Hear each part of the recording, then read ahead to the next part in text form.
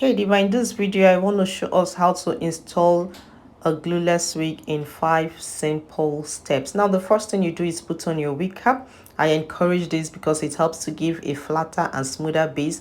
Next you go in to put on your wig. Adjust the wig as necessary. And then the next step is to slick your baby hair down. Now this step is very optional. It's if you really want to do it, like it's not compulsory, or if your wig comes with some baby hairs. Now all you do is get any gel of your choice. For this tutorial I'm using the Gorilla Glue and a makeup brush. You could also use an edge brush or a toothbrush to slick this down. Now the next thing is to go in with my EBIN Glueless lace spray. I'm gonna spray this on the hairline. Now what this would do is to give me a melted hairline look. That means it's gonna look as if this is literally coming out from my scalp.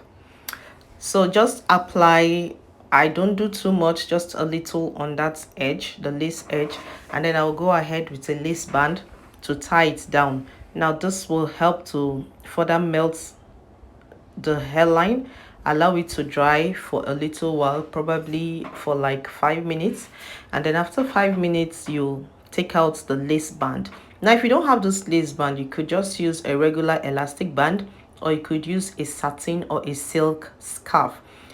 Now after you take it out, what you have is a melted hairline. Like,